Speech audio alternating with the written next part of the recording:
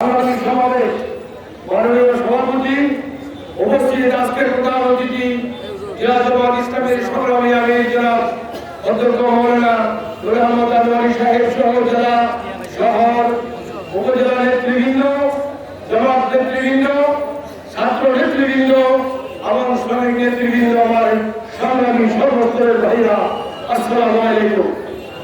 আপনারা জানেন আজকের এই দিন 24 সালের 5ই আগস্ট সারা বাংলার মানুষ, নারী পুরুষ শিশু সহ রাস্তায় নেমে এসেছিল। আমরা দেখেছি সারাদিন আমরা চোখের পানি ফেলে আল্লাহর শুকরিয়া আদায় করেছিলাম। আজকে সেই তার চিত্র ফুটে উঠেছে সারা বাংলার আনাচে কানাচে রাস্তায় নারী শিশু সহ আবাল বৃদ্ধ বনিতা রাস্তায় নিয়ে এসেছে। আজকে এই প্রোগ্রামের শুরুতে আমি দুজন ছেলে সম্ভবত স্ত্রী এবং ভুরের ছেলেকে পেলাম, তাদেরকে জিজ্ঞাসা করলাম তোমরা কেন এখানে এসেছো? তিনি বললেন আজকে আমাদের ওই শিশু ভাইদের হত্যার দিন, ছাত্র ভাইদেরকে গুলি করে হত্যা করেছিল।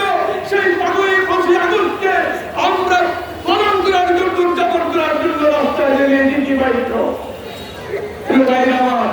সেদিন 1926 সালের জুলাই অন্যায়ের বিরুদ্ধে, খুনের বিরুদ্ধে, সন্ত্রাস, রাজধানী, চাঁদাবাজ, টেন্ডারবাজ ইত্যাদির বিরুদ্ধে এই বাংলার দমন ছেলেরা, বৈষম্যবিরোধী ছাত্র আন্দোলনের ছেলেরা পাগল হয়ে জামাত, শিবির, ছাত্র, শ্রমিক সহ বাংলার মানুষ ঐক্যবদ্ধ হয়ে বেশি হাসিনা সরকারকে পালাতে বাধ্য করেছিল।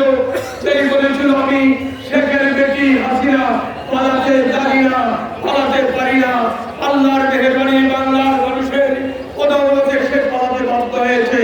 সুতরাং আগামী দিনে এই জুলাই আন্দোলনকে অব্যাহত রেখে বাংলার আনাচে কানাচে বাংলার মানুষের ইচ্ছার স্বাধীন সার্বভৌমত্ব রক্ষা করার জন্য উদাত্ত আহ্বান জানাতে চাই। আরেকটা কথা বলতে চাই, আমাদের কিছু বন্ধু ভাইরা বলে রাজাকার আমাদের স্লোগান, যেগুলো হাসিনা দিতে গিয়ে দেশ থেকে পালাতে বাধ্য হয়েছে। হাসিনা পালিয়েছে, আমার বন্ধুরা রাজাকার আমাদের স্লোগান দিয়ে আপনাদের পালাতে বাধ্য করবে এই দেশের জনগণ। আরেকটা খতিয়ান দিতে চাই, আওয়ামী লীগ সরকারের আমলে রাজাকারের একটি তালিকা করেছে। সেই তালিকায় আওয়ামী লীগের কর্মীরা দেশের ভিতরে 8,060 জন ছিল। কয়জন? 8,060 জন। বিএনপির আছে 1,024 জন। জামাতের কয়জন আছে? 67 জন। জামাতের মাত্র 37। সেই 37 জনকে আমরা চোখে দেখি নাই। প্রিয় ভাই আমার বন্ধুরা, রাজাকারের মতো স্লোগান দিয়ে দিল্লিতে পালানোর ব্যবস্থা করার কোনো দরকার নেই।